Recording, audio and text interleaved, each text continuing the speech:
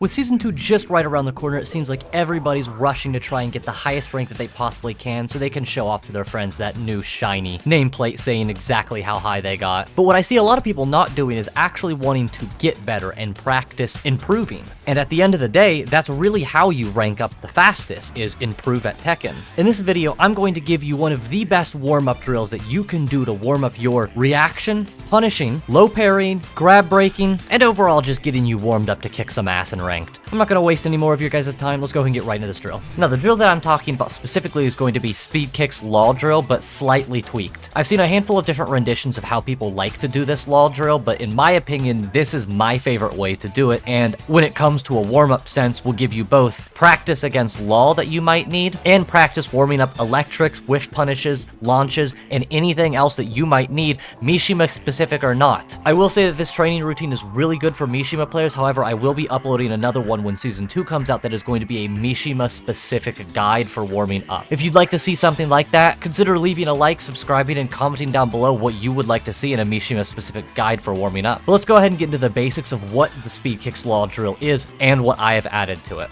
So pretty much in essence, we have back 1, 2, 2, up forward 1, 3, 4, 3, and to hold DSS, so he does that weird kind of like dance motion. And while you're holding forward, mash 2 as quick as possible. If the second one comes out, it's not that big of a deal. I'll get into it later as to why we want to do 4, 3 and mash forward 2 as fast as possible, but TLDR is that's the fastest option, and we want to be able to be ducking the second hit of the 4, 3 to launch punish it. Finally, next we're going to have up forward 4 and then just normal up forward 4. So his flip kick and then his hop kick. With those 5, it really just comes down to watching the moves over and over again and just kind of like punishing with what you feel like is the best. I highly suggest individually going into each of these moves and watching each of them before, practicing the moves that you need to be doing, and overall just getting more familiar with this moveset instead of just automatically going in and doing just these 5 moves, nothing else, and then trying to see if you can punish them, all 5 of them together. For instance, if we look at back 1, 2, 2, we'll instantly know that it's plus 14 for us or minus 14 for the LOL,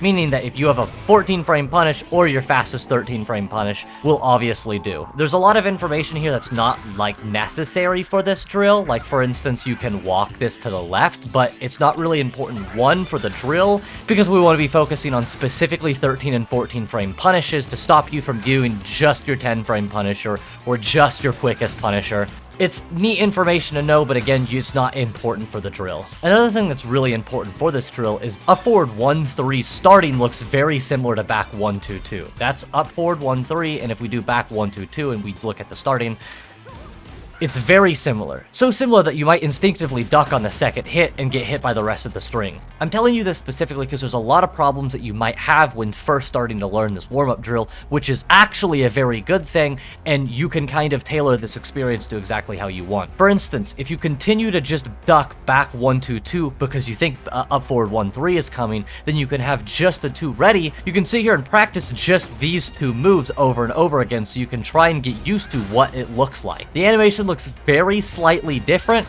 You can kind of probably start to tell now that you're kind of looking for it, but if you've never had the experience of doing this drill before, it might be confusing and you might get stuck with it. So doing just those 2 can also really help. Next up, breaking down this one thing that you need to be ducking is 4, 3 here. This, when it comes to learning even the LOL matchup, so many LOLs will be doing 4, 3 into DSS. Being able to shut down this move and react to it will, one, get your reaction speeds a lot quicker, but if there's a random LOL that's just spamming 4, 3 into DSS, because 4, 3 is the most common way that random ranked LOLs will try and get into DSS. If you completely shut down that one way that they have of getting into DSS, it becomes almost impossible for a flowcharting LOL to try and get in on you and use their best tools. So again, this helps a lot with reaction speed, and it just helps in general with the LOL matchup. These next 2 I like to kind of put together because it's not anything like too hard. First thing is flip kick, which is minus 17, and then you have his hop kick, which is minus 13.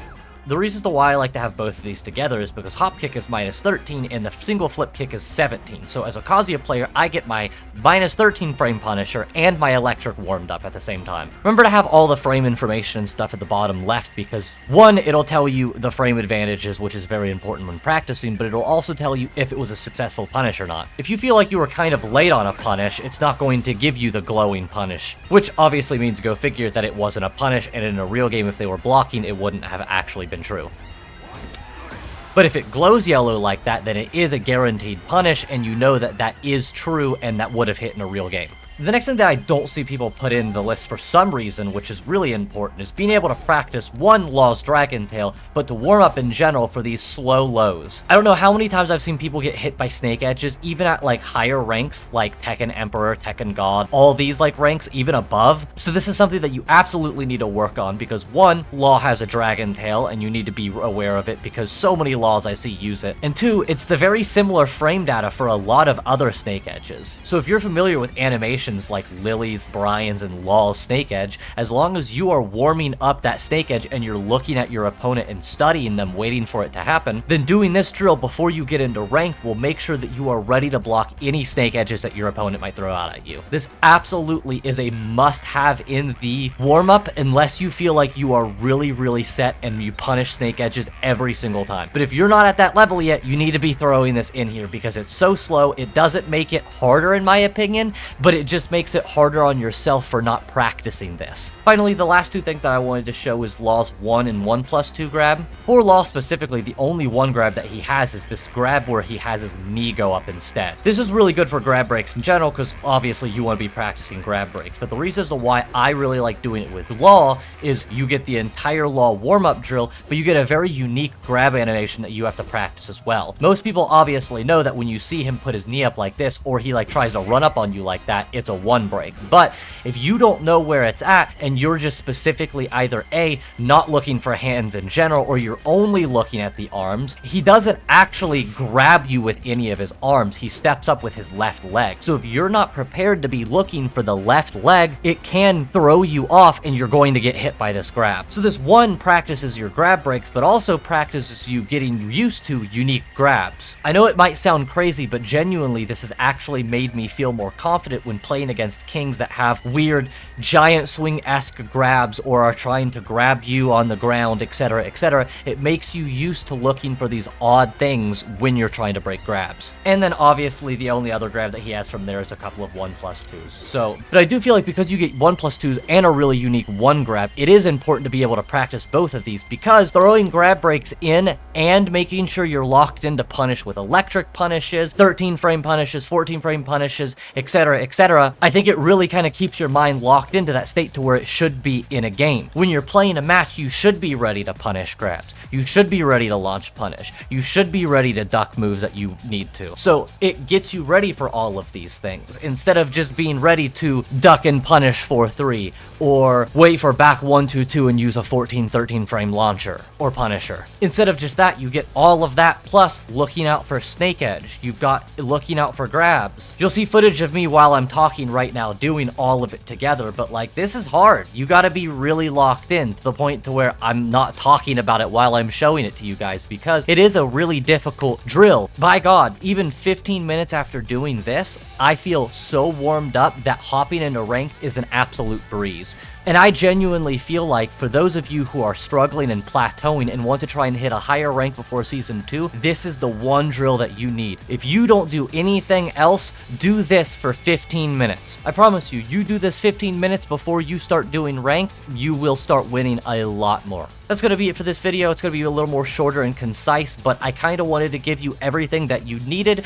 just so you can start kind of providing yourself with warm-ups and practice opportunities as we're getting into Season 2 and before Season 2 starts. Because for those of you that want to start taking the game seriously, this is the best time, and warming up is your first step to becoming an even better player than what you already are. If you guys enjoyed this video and you want to see more content like it, please consider liking, subscribing, and commenting down below what else you'd like to see. As always, thank you so much for the support. I really appreciate it. And as always, I'll see you guys in the next one.